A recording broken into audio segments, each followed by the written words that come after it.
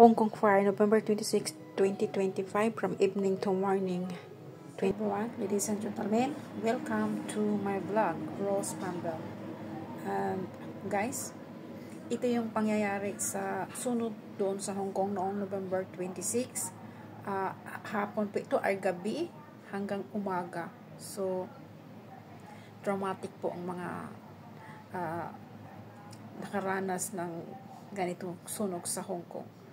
So, at ito, tignan natin itong lolo na yung asawa niya na-trap doon sa sunog at siya ay nagsundo ng kanyang apo.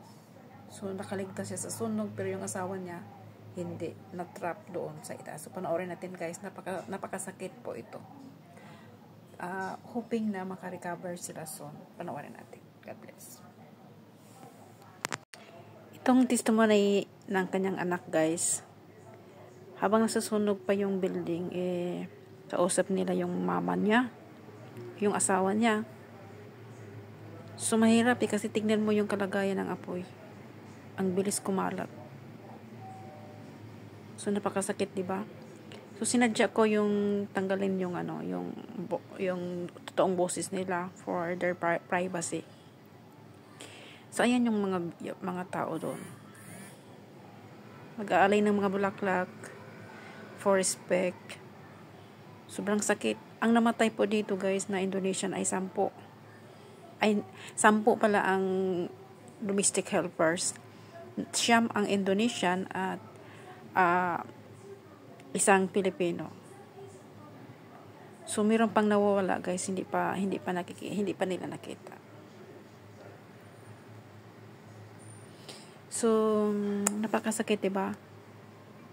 Pero ito kasi parang ginawa itong salamin sa katotohanan na walang forever dito sa mundo.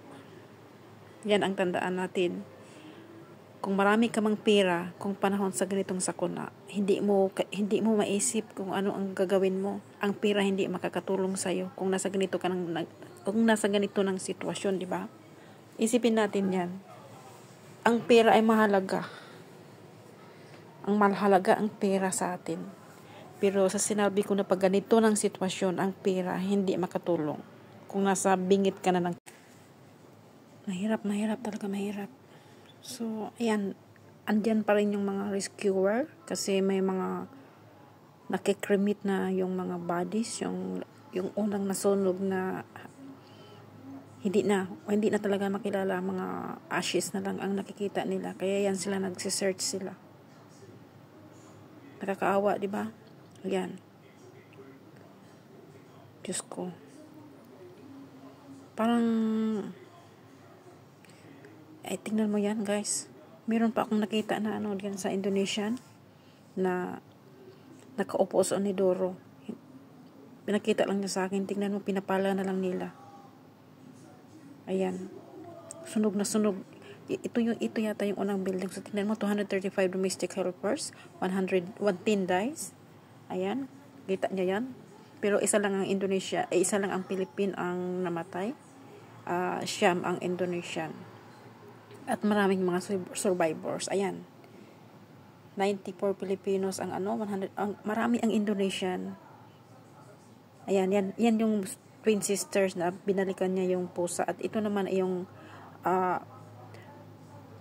Bible kasi mayroong mga Chinese guys na mga Christian. So tignan mo, 'di ba? Napaka talaga miracle. Yung Bible hindi siya nasunog. Yan, yung una talagang building ang sobrang natamaan talaga ng sunog. Kaya yung mga dead body, ayan si Senador Amy Marcos. Ayan, Philippine government. Mga kalokohan lang nila yon. At ito naman yung nag-aalay sila ng mga prayers pang 7 days. At yan yung kabuuan ng sunog guys, tignan nyo.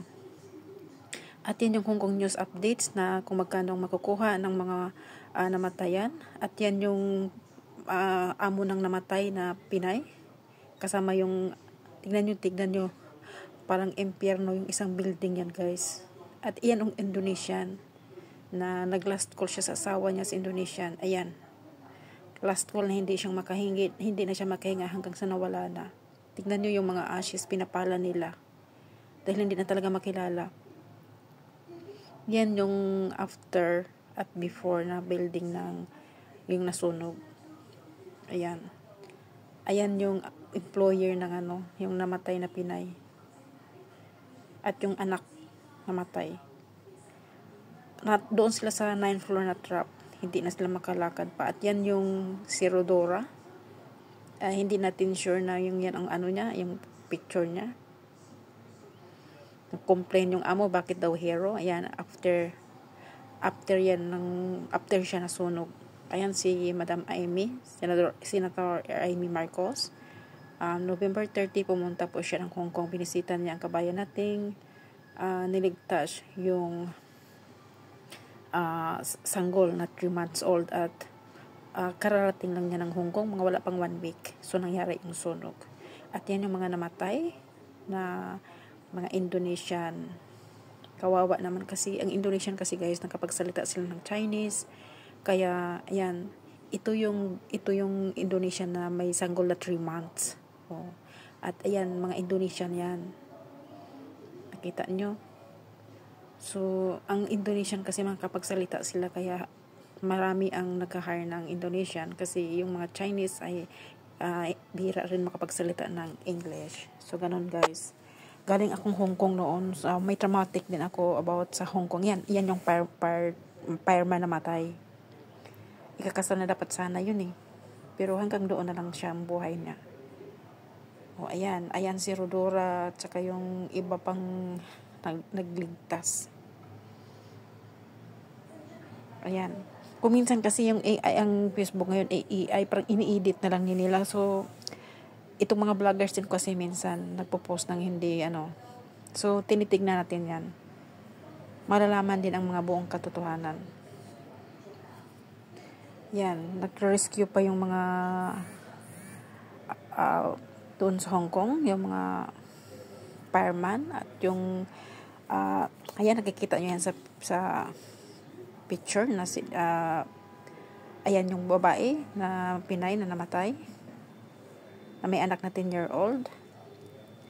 At yan, basta guys, maraming survivors. At siyempre, nasa trauma sila ngayon. Ayan.